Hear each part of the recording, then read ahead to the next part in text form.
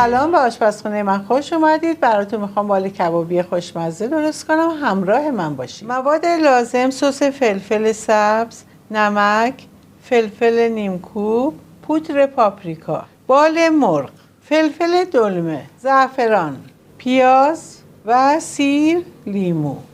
بالای مرغو شستم کاملا و گذاشتم کاملا آبش بره و خشک بشه.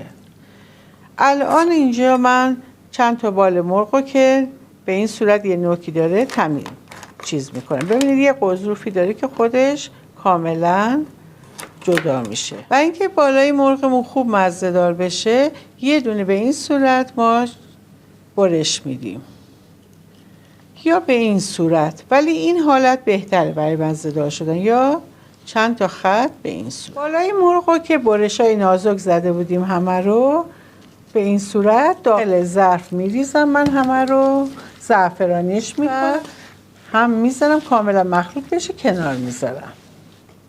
خب کاملا بالا رو با زعفران ماساژ میدیم تا مزه دار بشه، بعد کنار میذاریم. برای بال کبابیمون که میخوایم به سیخ بزنیم یه سسی درست میکنیم.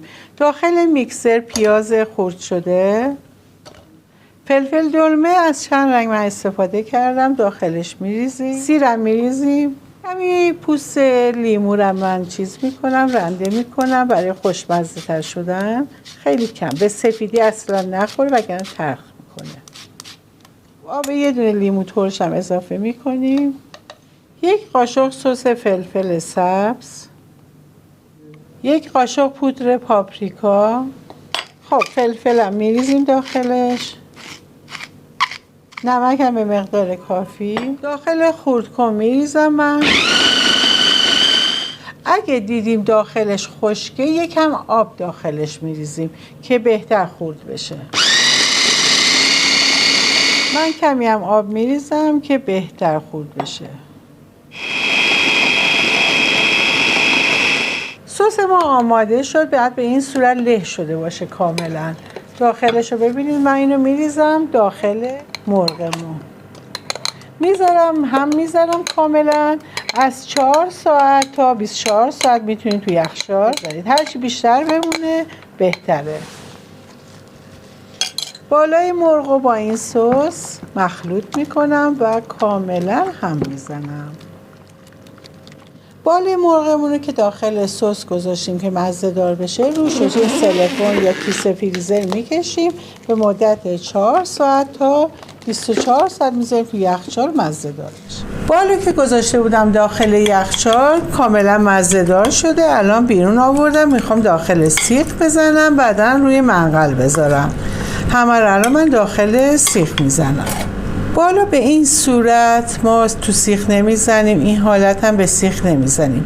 یه حالت اوریب مانند میزنیم که به این صورت از داخل قشنگ استخونه حس میکنیم، خارج میکنیم، به این صورت داخل سیخ میزنیم.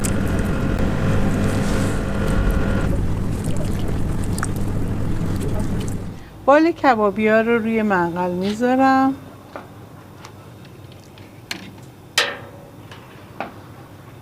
قبلش یه 5-10 دقیقه قبل گذاشتم قشنگ شدنش داغ بشه. خب اگه گوجه درسته بود روش به این صورت یه چاک میدید همه رو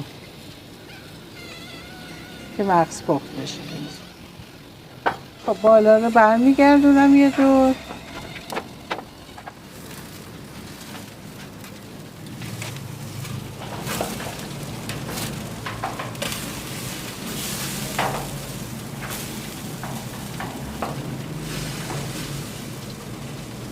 مرحله آخر کمی من کره روش میریزم دیگه، آماده است، خاموشش میکنم.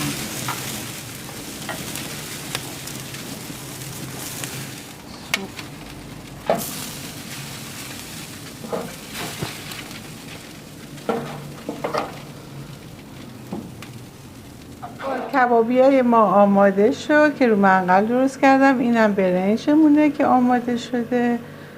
من تو این ظرف میریزم همه رو. بسیار خوشمزه است، حتما اینو امتحان کنید.